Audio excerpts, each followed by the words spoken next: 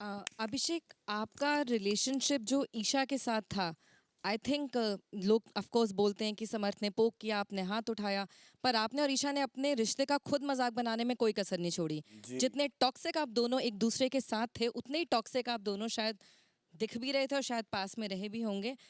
आपको ऐसा क्यों लगता है एक पॉइंट पे आके कि जब आप ईशा को भी कॉल आउट कर रहे थे कि वो मेरे को पोक कर रही हैं, आपने खुद भी पास में उनके साथ कुछ तो जो भी आपका रवैया रहा होगा वो उसी का नतीजा है। आप लोग अपनी टॉक्सिसिटी और अपनी इनसिक्योरिटी यहाँ पोर्ट्रे कर रहे हैं और फिर लोगों को बोल रहे हैं कि देखो मेरे साथ वो ये कर रही है, देखो मेरे साथ वो कर रही है। कर तो आप ही रहे हैं, तमाशा तो आप लोगों ने अपने रिश्तेदार खुद बनाया है।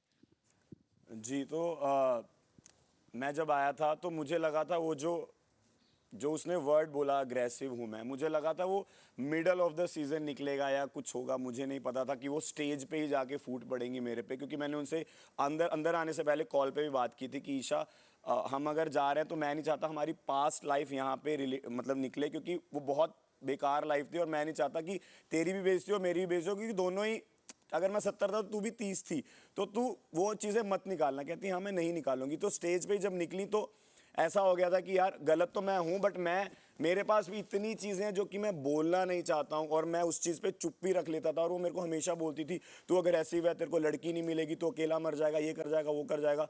तो मैं मुनावर और रिंकू जी को हमेशा बोलता था कि रिंकू जी जब ये बोलती है ना, तो मैं सारे उस मोमेंट्स में चला जाता हूँ हमेशा, कि मतलब मैं भूल जाता हूँ कि मैं कहाँ पे, और मैं रोना स्टार्ट कर देता हूँ, क्योंकि मैं इमोशनल हूँ, मैं सेंसिटिव हूँ उन सब चीज़ों में। और जब मैं रोना स्टार्ट करता हूँ मेरे 1-2 दिन खराब जाते हैं। तो मैं जिस प्लेटफॉर्म पे हूँ, मैं यहाँ पे रह के अपना 1-2 दिन क्या, मैं 1 घंटा भी वेस्ट नहीं करना चाहता, क्योंकि ये प्लेटफॉर्म मेरे लिए बहुत बड़ी चीज़ है। क्राउड में काम करके मैं यहाँ पे खड़ा हूँ, पूरा इंडिया मेरे को देख रहा है, तो मैं उस चीज़ पे पीछे नहीं होना चाहता। तो मैंने एक डिसाइड किया 8वें-9वें हफ्ते में जाके कि अगर ईशा आप बोलेगी ना तो मैं भी नहीं छोड़ूंगा। तो ईशा ने जब मेरी स्टीरॉइड्स वाली बात निकाली, तब मैंने भी उस वक्त नहीं सोचा कि अगर ये इतना सब बोल सकते तो मैं भी अब नहीं छोड़ूंगा। अगर ये मेरी इज्जत नहीं रख रही है तो मैं क्यों उस इज्जत रखूं। अगर मेरे पास 30% बात है तो मैं क्यों चुप्पी रखूं। तो हमेशा ईशा ने बोला है, मैंने हमेशा चुप्पी साधी है 8 हफ्ते तक।